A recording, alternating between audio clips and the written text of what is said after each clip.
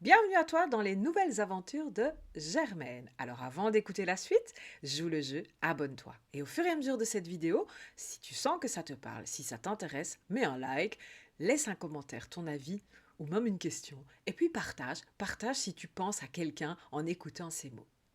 Donc c'est parti pour les aventures de Germaine. Et cette semaine, Germaine ne se sent pas à sa place. Et le pire, extérieurement, rien ne le montre, hein, on ne saurait pas le dire. Elle travaille, elle parle, elle sourit, elle assure. Mais à l'intérieur, ouais, ça grince. Au travail, elle écoute les autres parler avec super aisance. Et ils ont l'air tellement sur d'eux, clairs et structurés. Et elle, pendant ce temps, elle pense, est-ce que ce que je vais dire est pertinent? Est-ce que je suis légitime? Est-ce qu'ils ne vont pas se rendre compte à un moment donné que moi je doute complet, quoi? Elle prépare ses phrases mentalement, elle reformule 3 fois dans sa tête, et parfois, elle se tait. Oh, pas parce qu'elle n'a rien à dire, hein, mais parce qu'elle a peur de ne pas être au niveau.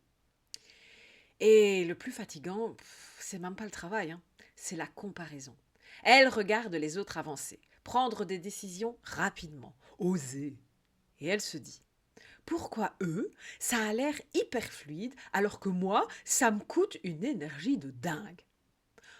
Petit à petit, elle commence à se sentir complètement dépassée. Dépassée par le rythme, dépassée par les attentes, dépassée par elle-même. Et cette sensation, elle ne s'arrête pas au cadre professionnel, hein. Dans sa vie personnelle aussi, elle a parfois l'impression d'être complètement en décalage. Même si les autres savaient mieux, comme si, pardon, les autres savaient mieux gérer, mieux décider, mieux organiser, mieux vivre, tout simplement. Et elle, elle rame, et puis elle rame encore. Un soir, Germaine s'est surprise à penser. En fait, peut-être que je ne suis pas faite pour ça. Pas faite pour ce poste, pas faite pour ce niveau de responsabilité, pas faite pour cette version d'elle-même tout simplement. Ça ressemble à quoi?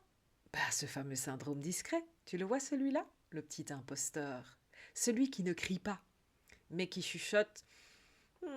Tu n'es pas vraiment à ta place, hein? Mais voilà, Germaine a déjà traversé quelque chose d'important à ce sujet. En 2025, elle avait participé à une positive immersion sur la confiance en soi. Elle y était allée avec ses doutes, ses peurs, ses comparaisons. Et elle en était ressortie avec une vérité forte. La confiance ne tombe pas du ciel, elle se construit dans l'action. Alors, cette semaine, au lieu de fuir cette sensation d'illégitimité, elle a décidé de l'observer. Elle s'est posé une question simple. Qu'est-ce qui me fait croire que je ne suis pas à ma place? Et les réponses sont venues. La comparaison, l'exigence excessive, le perfectionnisme déguisé et surtout l'idée qu'elle devrait déjà être au niveau suivant. Comme si évoluer devait être instantané. Alors Germaine a compris quelque chose d'inconfortable. Elle ne se sent pas à sa place parce qu'elle est en train de grandir. Et grandir, ça veut dire être momentanément maladroite. Ça veut dire ne pas tout maîtriser. Ça veut dire apprendre. Elle n'est pas en dessous, elle est en progression. Mais dans un monde où tout semble rapide, être en progression peut donner vraiment l'impression d'être complètement en retard. Alors cette semaine, elle a fait un choix différent. Au travail, elle a pris la parole, même avec une voix légèrement tremblante. Dans sa vie perso, elle a osé dire quand elle se sentait dépassée. Elle n'a pas attendu d'être parfaite pour agir. Elle a décidé de prendre sa place avant de se sentir prête. Et tu sais quoi? Le monde ne s'est pas arrêté. Le monde ne s'est pas effondré. Au contraire, elle a reçu des regards encourageants, bienveillants, des retours positifs, des merci d'avoir dit ça. Elle a réalisé que les autres doutent aussi. Simplement, ils avancent quand même, eux. Prendre sa place, ce n'est pas devenir quelqu'un d'autre. Ce n'est pas atteindre le même niveau que les autres. C'est accepter son propre rythme, sa propre trajectoire, son propre timing. Germaine commence à comprendre que sa frustration ne vient pas d'un manque de capacité, elle vient d'une comparaison constante. Et la comparaison, c'est un poison discret mais violent. Cette année, elle a décidé qu'elle ne voulait plus seulement gagner en confiance, elle voulait apprendre à prendre sa place.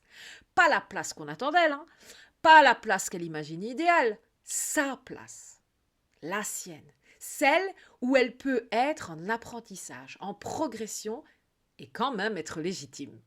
C'est exactement pour ça qu'elle a déjà réservé sa place pour la positive immersion d'octobre 2026. Parce que le thème cette année, ce n'est pas juste la confiance, c'est prendre sa place dans sa propre vie. Et Germaine a compris quelque chose d'essentiel. Si elle ne décide pas consciemment de prendre sa place, elle passera sa vie à essayer de mériter celle des autres. Alors, si toi aussi, tu te sens parfois dépassé, en décalage, pas tout à fait au niveau, quoi, eh bien, pose-toi cette question. Et si tu étais tout simplement en train de grandir? Et si cette sensation d'illégitimité était le signe que tu es sorti de ta zone de confort? Alors peut-être qu'il est temps, toi aussi, de décider de prendre ta place. Et pour ça, la positive immersion d'octobre 2026 est ouverte aux inscriptions. D'ailleurs, tu trouveras le lien vers mon agenda en description ou en commentaire. Et puis, je dis ça, je dis rien, mais si tu réserves ton appel pour en discuter sans engagement avant le 28 février et que tu décides de nous rejoindre ensuite, j'ai un très joli avantage pour toi. Mais ça, je n'en dis pas plus. Prends ton petit rendez-vous, n'aie pas peur. Et si cette année, tu choisissais de ne plus rester spectatrice de ta propre vie? Germaine a fait son choix. À toi maintenant. C'était Déborah, ta positive coach préférée. Ciao, ciao!